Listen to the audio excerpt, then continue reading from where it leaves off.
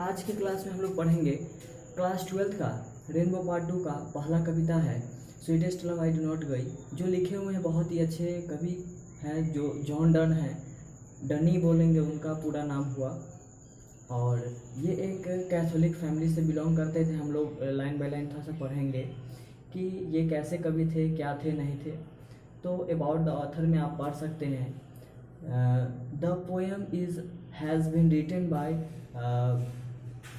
John Donne, great metaphysical poet. बहुत ही अच्छे मेटाफिजिकल जो प्रकृति से जो लगाव रखता हो, जो सिद्धांतवादी हो, है ना, उसको बोलते हैं। इनका जन्म होता है 1572 ईस्वी में। He was born in 1572 and died he is 1631। 1631 ईस्वी में इनकी मृत्यु हो जाती है। The poet in a lyrical mood expresses his, पूरा कह सकते हैं टेंडर फीलिंग्स एंड डिस्क्राइब, कह सकते हैं पूरा अपनी एनी मोरे, उनकी जो वाइफ है, प्रेमिका है, बिलवड, उनके बारे में थोड़ा सा इस पर बताए हुए हैं। वो बोल रहे हैं कि मैं एक यात्रा पे जाना चाहता हूँ, तो वही थोड़ा सा घबरा जाती है, वही बताया हुआ पूरा एक्सप्लेन करके कि मतलब ये टाइम नहीं बताते हैं कि कब आएंगे वापस लौट के। तो उसी सब चीज़ को हम लोग ध्यान में रखते हुए यहाँ पे पढ़ेंगे अबाउट द ऑथर के बारे में। सबसे पहले इनका जन्म होता है 1572 में लंदन इंग्लैंड में। ये एक कैथोलिक फैमिली में इनका जन्म होता है। इनका डैड मर जाते हैं 1631 ईस्वी में। और यह जो है एक इनको काम वाम मिलता नहीं था, तो एक जो है आश्रयदाता कह सकते हैं जो इनको घर दिए थे, एनी मोरे, उनकी जो है भतीजी है ना, उनकी भतीजी एनी मोरे थी, जो काम दिए थे रहने के लिए और सेक्रेटरी का काम दिए थे करने के लिए वो एनी मोरे। और से ये 1601 ईस्वी में सीक्रेट मैरिज कर लेते हैं, जिसके कारण इनको जेल जाना पड़ता है। और जॉन डन जो है ये उसके बाद जो है लीगली मैरिज का करार दे दिया जाता है, दे दिया जाता है इनको, ठीक है। तो इमेजिनेशन अपनी वाइफ के बारे में परिकल्पना करके बताए हुए हैं, एग्जाम्पल देते हैं ये कविताएं। मेटा और फिजिकल को हम लोग अलग अलग कर देते हैं तो क्या बनता है, तो वही होता है जो सिद्धांतवादी होता है और कह सकते हैं आध्यात्मिक जो कवि होते हैं उनको मेटाफिजिकल बोलते हैं, मेटाफिजिकल पोएट। इनको तो लव पोएट ही कहा गया है, ये लव पे ज़्यादा एक्सपेरिमेंट करके लिखे हुए हैं।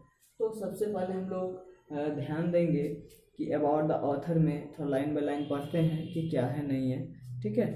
तो ऐसा एक बुक आप लोग के पास होना चाहिए रेनबो पार्ट 2 का। बिहार बोर्ड के जो भी स्टूडेंट हैं उनके पास रेनबो पार्ट 2 का ये बुक होना चाहिए क्लास 12 का। और इसमें हम लोग पढ़ेंगे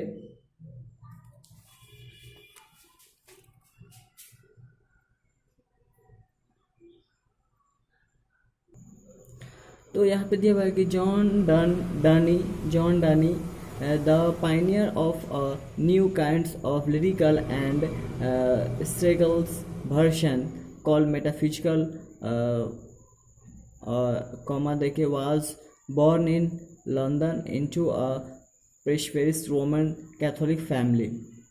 तो सबसे पहले हम लोग ध्यान देते हैं ये एक समृद्ध परिवार से बिलोंग करते थे।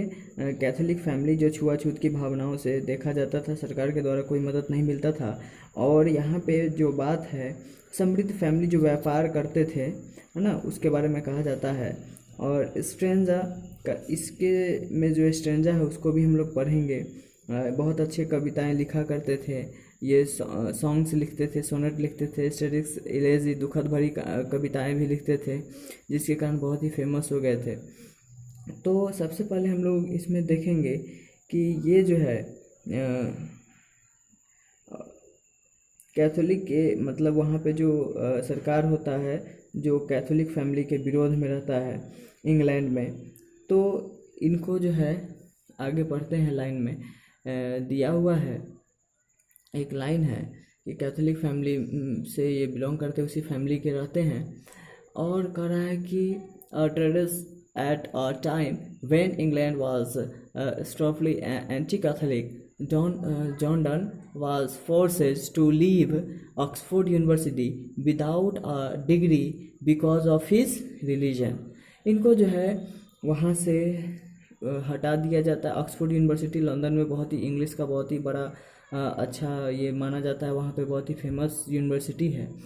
तो इनको बिना डिग्री के वहाँ से हटा दिया जाता है, फोर्स डाला जाता है, और ये जो है हट जाते हैं उस कॉलेज यूनिवर्सिटी से। और उसके बाद जो है बताया जाता है कि आप इस धर्म से, इसीलिए आपको यहाँ से हटाया जा रहा है। तो ही स्टडी लॉ की पढ़ाई करते हैं एंड धर्म शास्त्र का भी पढ़ाई करते हैं, readed theology and he also pathology, मतलब बहुत सारी ऐसी नोबली एक्सप्रेस किए हुए हैं और कुछ जो है एक नोबलिस्ट जो एडिटर का जो काम करते हैं, बिकॉज वहाँ पे वो सेक्रेटरी का जॉब करते हैं। तो उसी बीच इनको एनी मोरे से मुलाकात होता है, उनकी जो भतीजी रहती है उन्हीं से ये शादी कर लेते हैं। ग्रोपर उनके फादर रहते हैं। तो सबसे पहले ध्यान में रखेंगे ये जो है बिलोवेड अपनी पत्नी यानी जो इनकी वाइफ है उनको ये बताए हुए हैं, इस कविता में पूरा डेडिकेट किए हुए हैं। तो हम लोग समझेंगे कि आई एम अ पोएट कैसे एक्सपेरिमेंट किया गया, इमेजिनेशन करना पड़ेगा, परिकल्पना करके आपको सोचना पड़ेगा। तो सबसे इसमें अच्छा बात क्या है उसको हम लोग ध्यान में रखेंगे। ये सेक्रेटरी का जॉब इनको मिला और उसके बाद जो है जॉब भी ये खो दिए क्योंकि इनको जेल भेजा गया था, है ना। ये शादी कर लेते हैं, उसके बाद रहने के लिए जो घर दिए थे उनकी भतीजी से ये जो है शादी कर लेते हैं और छुप के शादी कर लेते हैं, जिसके कारण इनको जेल जाना पड़ता है। 1615 ईस्वी में ये 42 साल के, इसमें लाइन भी दिया होगा 42 जॉन डन का एज रहता है। एक्सेप्टेड ऑडिटेड इन, मतलब ये जो है क्या करते हैं कि चर्च के पादरी बन करके और वहाँ पे मतलब बहुत जल्द मतलब धर्म प्रचारक भी बन जाते हैं, मतलब ये उसके रूप में काम भी करने लगते हैं। तो इसमें हम लोग ध्यान देंगे। और सटाइकल वर्सन या पाइनियर का मतलब होता है कि एक लीडर, शुरू में ही हम बताना भूल गए थे, ये लीडर होता है, प्रमुख होता है। तो ये जो कविताएं होती थी ये वर्सन इमोशन दिखाया करते थे उसमें, और पंत करना ये प्रमुख थी इनकी कविताओं में। ये एक लव कविताएं लिखते थे और इसमें दिया भी गया है, इसमें जो कवि लोग का जो क्या बोलते हैं उसको, ट्रेडिशन जो होता है, परंपरा, कविताएं लिखने की जो स्टाइल होती है उसको ये फॉलो नहीं करते थे। क्या फॉलो करते थे उस पर हम लोग देखते हैं। लेटेस्ट मतलब अभी तुरंत जो आया हुआ लेटेस्ट डिस्कवर जो हुआ है साइंस में या फिर जियोग्राफी में, तो उसको ये क्या करते थे एकदम रहस्यमय बना करके और वो कविताएं को वहाँ पे लिखा करते थे, कविताओं को वहाँ पे देते थे और बहुत ही ज़्यादा फेमस हो गए थे कवि। तो उसी सब चीज़ के बारे में देखते हैं, ठीक है। ये हमारा फेमस कविताएं हैं। Sweetest love I do not गई, तो इस पे हम लोग थोड़ा सा ध्यान देंगे और पढ़ेंगे इसके बारे में थोड़ा सा लाइन बाय लाइन, ठीक है। ये एक इमेजिनेशन अपनी वाइफ को करते हैं कि तुमसे दूर नहीं जा रही, मतलब जा रहा हूँ, है ना। और यही बताते हैं एक यात्रा पे जाना चाहते हैं तो इनकी वाइफ थोड़ा डर जाती है, 16वां बिलवेड रहती है। तो वही सब चीज़ पूरा dedicate line by line poetry line में एक्सप्लेन किया गया था, उसे हम लोग पढ़ेंगे। तो इसमें जो है स्पिरिचुअल जो पॉइंट को ये जो है जोड़ देते हैं इसमें, जो साइंस जियोग्राफी का जो एक्सपेरिमेंट हुआ रहता है लेटेस्ट वर्सन का, उसको बहुत ही अच्छा कविताएं लिखने का इनका एक अलग स्टाइल ही था। तो हम लोग देखेंगे यहाँ पे कि ये जो कवि थे ये किस प्रकार से सिद्धांतवादी और आध्यात्मिक कवि थे, और मेटाफिजिकल जो प्राकृतिक रूप से ये जो है कवि का नेचर ऐसा था। ये एक लव कविताएं हैं तो हम लोग देखेंगे। और बिछड़ने का जो कविताएं हैं उसको एक्सप्लेन किया गया है, पोएट्री लाइंस यहाँ पे दिया गया है। Sweetest love I do not go, sweetest love I do not go for weariness of this, इसको एक्सप्लेन करेंगे हम लोग थोड़ा बहुत। थोड़ा सा हम बताना भूल गए थे, आप लोग को वर्ड मीनिंग लिखना और याद करना प्रोनाउंसिएशन के आधार पे अच्छा रहेगा। तो हम लोग यहाँ पे देखेंगे किस प्रकार दिया हुआ है।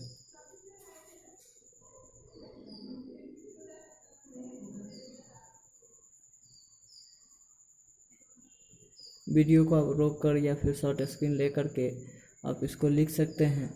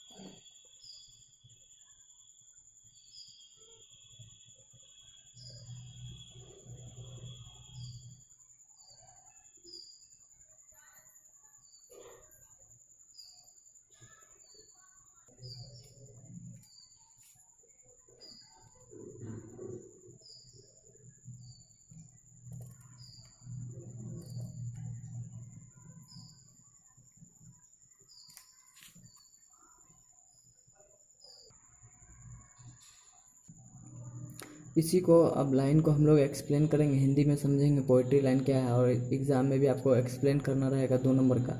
Sweetest love I do not go for weariness of this, इसका मतलब होता है मेरी प्यारी महबूबा मैं इसलिए नहीं जा रहा हूँ, अपनी वाइफ को बोलते हैं एनी मोरे को, लेकिन एनी मोरे कविता में नहीं दिया नाम, ठीक है। तो हम लोग समझते हैं कि मैं तुमसे थक चुका हूँ, मतलब उब जाना, इसीलिए नहीं जा रहा हूँ कि मतलब उब जानते हैं इसीलिए, है ना। ये एक यात्रा पे जाना चाहते हैं, क्यों? क्योंकि इनका पास्ट बहुत ही गड़बड़ रहता है, उस पास्ट को ठीक करने के लिए ये जाते हैं। तो हम लोग देखेंगे और भी लाइन यहाँ पे दिया हुआ है, nor in the hope the world can show a fitter love for me, but since that I must die at last this best. तो कह रहे हैं वही बात कि नहीं मैं इस कारण से जा रहा हूँ कि मैं मतलब इस आशा में जा रहा हूँ कि ये दुनिया तुमसे ज़्यादा प्यार करेगी, है ना, क्योंकि ये एक तुमसे ज़्यादा प्यार देगी। तो हम लोग यहाँ पे देख रहे थे कविता का लाइन, ये एक यात्रा की बातें करते हैं और वे अकेले जाना चाहते हैं। पहले तो यात्रा का नाम सुन करके एनी मोरे खुश हो जाते कि हम लोग भी जाएंगे, लेकिन ये अपना एक अलग सोच के कवि थे, ये खुद निकल जाते हैं अकेले और यात्रा पे कब आएंगे ये बताते नहीं। तो वही अब जो रिएक्शन आएगा इनकी वाइफ का उसके बारे में हम लोग सुनेंगे क्या आता है। मस्ट डाई एट लास्ट, कह रहा है कि सबको एक न एक दिन मरना ही है, ठीक ना, एक ना एक दिन मुझे भी मरना ही है। तो कह रहा है कि दोज टू यूज़, मैं इसी खुशी खुशी यात्रा पर अगर मैं मर जाऊं तो उसे एक्सेप्ट करूं, इसलिए कहते हैं क्योंकि इनका जो लाइफ में जो उतार चढ़ाव ज़िंदगी में रहता है उसको थोड़ा सा मतलब बैड फीलिंग होता है, उसी को यात्रा को ठीक करने के लिए कि पास्ट में भी कोई अगर हमें याद करता है तो उसको ये पता होना चाहिए कि हम मतलब अच्छे कवि थे, इंसान थे। तो उसी के बारे में थोड़ा सा ये इनकी जो है हम बताए थे एक लाइन की नहीं, ये 15 साल में 12 बच्चों के इनकी जो है एनी मोरे जन्म दे चुकी हुई रहती है। तो इनका जो है घर का स्थिति थोड़ा ठीक नहीं रहता है, तो इनके कुछ बच्चे भी मरने लगते हैं। तो ये सोचते हैं कि चलो अच्छा हुआ एक पेट जो है कम पालना पड़ेगा, लेकिन उसमें होता क्या था कि जो बच्चे मर जाते थे उनके दाह संस्कार में बहुत पैसे लगते थे, इसलिए चाहते थे कि बच्चे मरे भी ना।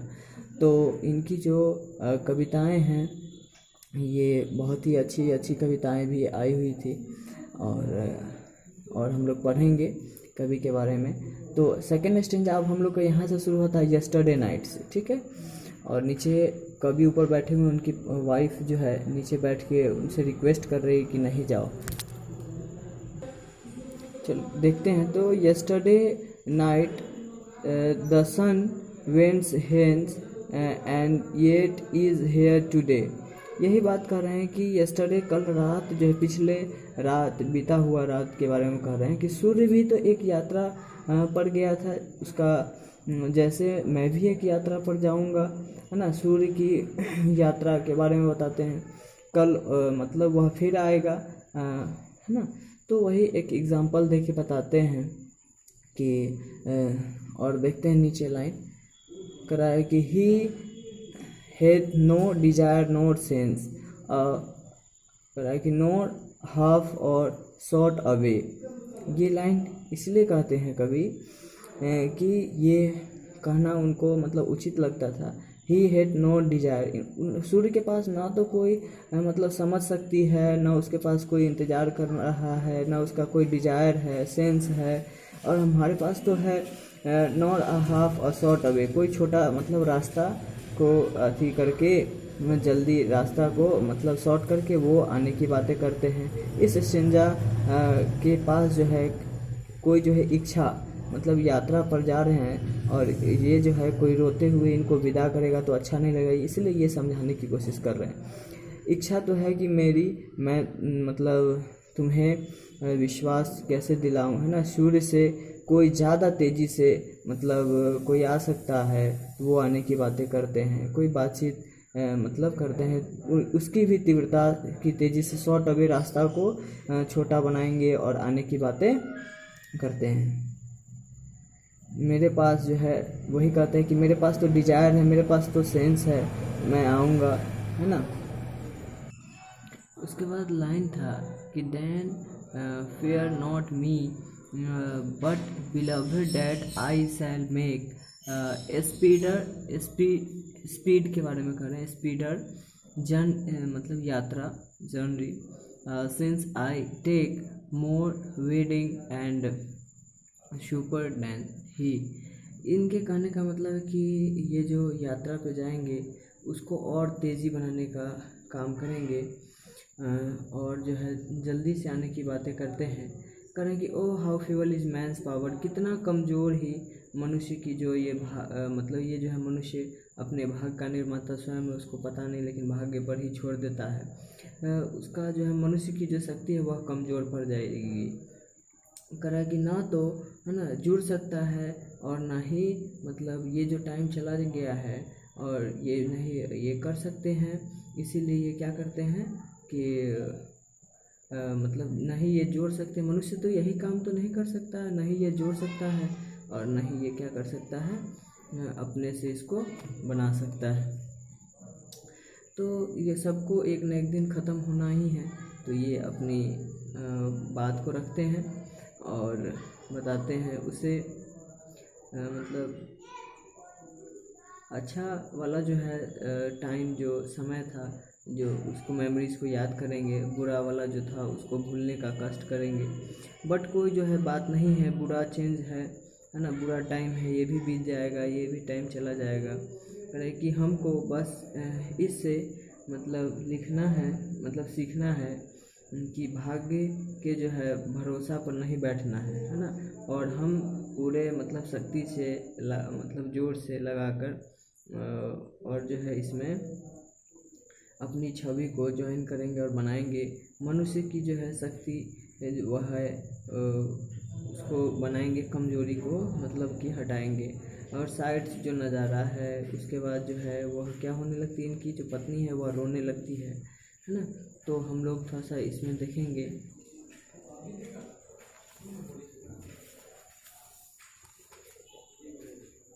इसमें दिया हुआ था oh how feeble is man's power that if good for then fall can not added another hour. यही तो मनुष्य नहीं कर सकता है, जो बीत गया हुआ है क्षण, जो समय चला गया उसको मतलब वापस नहीं कर सकता, रिकॉल नहीं कर सकता है, बुला नहीं सकता। Nor a lost hour recall, but come bad change, मतलब कुछ बुरा चेंजिंग है उसको मतलब कि वह अच्छा कर सकता है। ठीक है, तो आगे देखते हैं।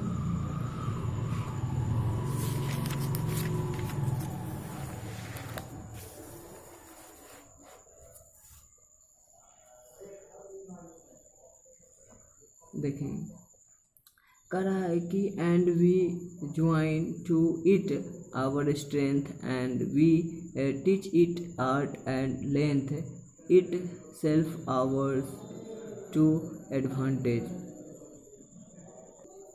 कह रहे हैं कि वी ज्वाइन मतलब इसमें ज्वाइन करना चाहिए। स्ट्रेंथ मतलब होता है खामियाँ, मजबूतियाँ। एंड वी टीच मतलब सीखना चाहिए। आर्ट एंड लेंथ मतलब ये समय से कि कैसे वो बदलता है आदमी का जो नेचर है। एंड इट सेल्फ आवर अपने पर वह एडवांटेज रहना चाहिए। और इसी चीज़ को कहते हैं कि जब तुम रोती हो, है ना, तो ऐसा लगता है कि मेरी आत्मा मेरे से दूर जा रही है ना। और तुम मेरा मतलब जीवन का मतलब रक्त जो कतरा है, रक्त का संचार है ना, वह जो है मतलब बह रहा है ना। इमेजिनेशन करके बता रहे हैं, है ना। तो रोने की बातें मतलब बताते हैं कि नहीं करना है। एंड उस चीज़ को हम लोग देखेंगे कि मेरी आत्मा में मेरी आत्मा भी मतलब कि उनकी आत्मा भी रोती है और वह जो है दूर जा रही है। और तुम जैसी मतलब यात्रा पर ये रोते हुए विदा करेगी तो अच्छा तो लगेगा नहीं। ऐसा होने मतलब नहीं चाहिए, होना नहीं चाहिए। मतलब वही बताते हैं कि तुमको रोना नहीं चाहिए, है ना। एंड देखते हैं when the sides not wind, मतलब ये कहते हैं कि अपनी यात्रा को स्पीड बनाएंगे मतलब और वह जो है पंख जैसे कि लगा करके वह तेज़ी गति से आने की बातें करते हैं। एंड हम लोग भी देखते हैं इसमें we sides my soul away, वही आत्मा के बारे में बताए हुए हैं। And when the wept unkindly, मतलब कैसे रोती हो तो अनकाइंडली, कैसा विनम्रतापूर्वक, कैसा उसका जो स्वभाव बात है बहुत ही अच्छा लगता है। हंसते रहती हो तो अभी रो रही है तो कैसा लग रहा है। माई लाइफ्स ब्लडेड डोथ डिजी, मतलब उनका जो लाइफ में जो कतरा है, जो उनके शरीर का जो बॉडी में जो ब्लड है वो कतरा कतरा मतलब कैसे मतलब कि ये हो रहा है, खंडित हो रहा है। And it can not be. दस लास्ट स्टेंजा हम लोग देखेंगे। यहाँ पे दिया हुआ है कि that those love sides me as thus sides if in then my life those best thus art the best of me। और लास्ट स्टेंजा में है दिए हुए हैं कि let not they dividing heart, heart मतलब हृदय, और for thinking by me any ill destiny may take their part and may that fear fulfill, but think that we they are but the side a side to sleep when those one another keep a live a parted be, a live never parted be। कह रहे हैं कि ज़्यादा मत सोचो, भाग्य अपना मतलब जो है वह खेल खुद मतलब ये करेगा, रोल प्ले करेगा। डरने की बात नहीं है, तुम बस इतना सोचो कि हम लोग एक साथ बिस्तर पे सोए हुए हैं, एक साइड पे हम सोए हुए हैं, एक कॉर्नर पे दाहिना मतलब कोई भी साइड, और वह जो है दूसरे साइड वो सोया हुआ है। तो दूसरा कह रहे कि वे लोग एक दूसरे के हृदय में हैं, वे मतलब कभी भी अलग नहीं हो सकते हैं। मैं तुम से मतलब बस अलग नहीं हो रहा हूँ, यह मतलब दिखावा है, यह एक रास्ता है, यात्रा है, बस उसको ख़त्म करके फिर से वापस आएंगे, है ना, तुम्हारे पास। तो कह रहे हैं कि तुम्हारे पास में भी मतलब आएंगे, में भी ऐसा होता है, ये कभी अलग नहीं हो सकते। ये कह रहे हैं कि ए लिव नेवर पार्टेड भी, ये कभी अलग नहीं हो सकते हैं। अगर आपको अच्छा लगा हो वीडियो, क्लास 12 का है, तो like, subscribe and comment share ज़रूर करें। धन्यवाद। एक बार जल्दी से हिंदी में पूरा समझ लेते हैं कि क्या था इसमें। तो एनी मोरे के लिए ये इनकी वाइफ है, बिलवेड पत्नी है, और उनके बारे में बताया हूँ कि ये इसलिए मैं नहीं चाहता हूँ कि मैं तुमसे उब गया हूँ, है ना, तुमसे थक चुका हूँ, और नहीं इस आशा में जा रहा हूँ कि ये दुनिया तुमसे ज़्यादा प्यार करेगी, है ना। करें कि ए फिटर और भी ऊपरी युक्त प्यार मेरे लिए तुमसे ज़्यादा मतलब कोई दुनिया में नहीं कर सकता है। मुझे दे सकता है वो प्यार तो वो तुम ही दे सकती हो, बट एक ना एक दिन मुझे मतलब मरना ही है। तो सबसे अच्छा है कि मतलब मेरे लिए भी अच्छा है और तुम्हारे लिए भी अच्छा है कि हम लोग मैं अपने आप को हंसी मजाक में मतलब कि हंसते मुस्कुराते मतलब कि मृत्यु की ओर अग्रसर हो जाएं, ये कविता में बताया गया है। ठीक है, और मृत्यु को हंसते हंसाते मतलब कि वह गले लगाना चाहते हैं और एक ना एक दिन मरना ही है। तो मेरे लिए मतलब अच्छा होगा, और मृत्यु का जो शोक ना मतलब मनुष्य को हंसने मतलब हंसते हंसते करना चाहिए, है ना। तो उसी प्रकार से कहे थे कि कल रात यस्टरडे नाइट, यानी कल रात सूर्य भी तो यहाँ से मतलब चला गया था, आज भी यहाँ तो वह आया है, कह रहा उसका तो कोई इंतज़ार नहीं कर रहा है ना। उसके पास ना कोई इच्छा है ना ही मतलब समझ है। मेरे पास तो मतलब समझ है, इच्छा है, इंतज़ार कर रही है, और कह रहे हैं कि मेरे बिना अंधेरे मतलब अंधेरा हो गया होगा और कोई भी भाव नहीं है। और उसे मन में ये बताते हैं कि नोड हाफ सूर्य के जो है पास कोई इच्छा नहीं है, उसके पास कोई मतलब इच्छा नहीं था, कोई मतलब ये रास्ते की बातें करते हैं कि वो उसका तो रास्ता मतलब क्या है, अधूरा है, और बताते हैं कि मेरा रास्ता मतलब कि साफ है, स्पष्ट है, और वही हम लोग जल्दी जल्दी में समझ रहे थे। तो कोई आधा अधूरा रास्ता नहीं करता है। मुझे लोग मतलब आशा करता है कि मैं मतलब कुछ इतना अच्छा फेमस हो गए थे ये कवि, तो वही चीज़ चाह रहे हैं कि इनका पास्ट इस गड़बड़ रहता है। 16 वो बिलवेड रहती है, इनकी प्रेमिका रहती है, तो 17वां एनी मोरे रहती है, तो वही इनको लगता है कि कोई मिल गया होगा इसलिए हमको छोड़ के जा रहे हैं। तो यही सब बात है, थोड़ा सा देखेंगे। मैं चाह के मतलब रास्ता पर मतलब कि ये सोचते हैं कि मतलब हंसी खुशी इनको विदा किया जाए, और नहीं इनको कि मतलब कि ये रोते हुए विदा करना। तो वही चीज़ कर रहे हैं कि तुम डरो मत, है ना, विश्वास करो कि मैं मतलब दोबारा आऊँगा, है ना। सूर्य से भी तेज़ी यात्रा को मतलब करने की बातें करते हैं, है ना। सूर्य से ज़्यादा तेज़ी से गति से आऊँगा, सूर्य की जो प्रकाश आती है उसके बारे में बताते हैं। सूर्य की जो यात्रा की जैसे कल चला जाता है फिर वापस आ जाता है, उसी यात्रा को बारे में बता रहे हैं। पंख और परे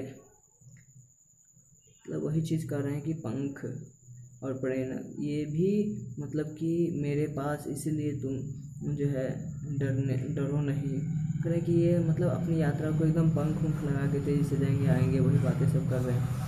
और ओ हाउ फीबल, करें कि अरे कितना कमज़ोर है इंसान की शक्ति कि वह भाग्य अलग समय को ख़त्म हो जाता है और फिर वह मतलब कि समय को इंतज़ार करते रहता है ना। दूसरे समय को मतलब यही तो मनुष्य नहीं कर सकता है, जो समय बीत गया उसको फिर से वह रिकॉल नहीं कर सकता, नहीं दोबारा बुला सकता है, जोड़ सकता है नहीं जोड़ सकता है, फिर से बुला सकता है। बुरे वक्त आते हैं और हर जो है मनुष्य को जीवन में साहस रखना चाहिए, लड़ना चाहिए। तो जीवन में आते हैं, कहीं भी कहा गया था कि घर के जीवन में आते हैं और बुरे दिन मतलब भी आते हैं, कुछ अच्छे दिन भी आते हैं। तो अच्छे दिन को हम लोग याद करके बुरे दिन को भी काट लेंगे। तो पार्ट ऑफ लाइफ यही है, art of life we join, मतलब हम लोग जुड़ते हैं इसमें पूरा ताकत से और उसे बुरे समय से करते हैं, और हम अपने आप में जीवन में जो है विद्रोह करते हैं और जो एडवांटेज है उसको भी सीखते हैं। और वही करें कि वेन द साइड्स करें कि अरे मतलब भाग्य जब तुम आहें भरती हो, अपनी पत्नी को कहते हैं रो रही है, तो वो कहते हैं कि जब तुम आहें भरती हो, तुम्हारे आहें छपती है नहीं है ना, तुम्हारे जो है आत्मा को मुझसे मतलब दूर कोई नहीं कर सकता है, हम दोनों मतलब एक ही हैं। मुझे भी मतलब दुखी मतलब मैं भी दुखी हो जाऊंगा, मेरे लिए भी अच्छा होगा और तुम्हारे लिए भी अच्छा होगा ना। तुम अरे आहें भरती हो तो मतलब कि मेरा जो है जब तुम दुखी होती हो तो मेरा मतलब हृदय जो हार्ट है, जो दिल है, वह लगता है ऐसे टूट चुका है ही नहीं, है ना। तो मन भी बहुत ही दुख हो जाता है, उस समय में भी बहुत मतलब दुखी हो जाते हैं और बिलख बिलख कर मतलब रोती रहती है। मेरे जीवन का जो है खून एकदम से चूस मतलब सूख जाता है। तुम कह रही हो तो मैं मतलब कि लव मतलब करते हैं अपनी वाइफ से, तो वही बताते हैं कि किस प्रकार, है ना। तो एनी मोरे के लिए ये डेडिकेशन है और एनी नहीं चाहती है कि ऐसा कुछ हो मेरे जीवन में, है ना। तो यही बात सब है। तो करेंगे तुम मन में बस इतना बैठा लो कि हम एक साइड पे सोए हुए हैं, एक कॉर्नर पे, और दूसरे साइड पे दूसरे कॉर्नर पे तुम, है ना। और सोच कर तुम जो है दुखी मत होना, है ना। ये एक यात्रा पर जाने की बातें करते हैं कि मैं मर जाऊं, है ना। तुम मतलब मन में दुखी मत करना, भाग्य जो है मनुष्य जो है अपना भाग्य का निर्माता स्वयं है ना। तुम्हारी जगह से जो है भर देगा और डर भी जो है समाप्त हो जाएगा। वही बात बताते हैं कि अपनी प्रेमिका को अपने प्यार की जो है गहराई और संपूर्ण की प्रति जो है विश्वास दिलाते हैं और प्यार की जो है शक्ति को अभिव्यक्त करने के लिए कभी अति शोषयुक्त का जो है सहारा लेते हैं। मानव जीवन की जो है कमियों और भावपूर्ण को आलोक में जो है प्रेम की जो शतरंज है उसको और रेखापूर्ण से इसको कवि जो है बताए हुए हैं कि मानव जीवन का जो है क्षण भंगुरता और मृत्यु की जो है सत्य को कोई नहीं टाल सकता है। यह सत्य है कि मृत्यु होगा ही, बस वो प्रेषित प्रयास करते हैं इच्छा जो उनकी आकांक्षा है वह पूर्ण हो जाए और त्याग कर सूर्य से भी तीव्रता मतलब यात्रा पर मतलब करना चाहते हैं। ठीक है, धन्यवाद।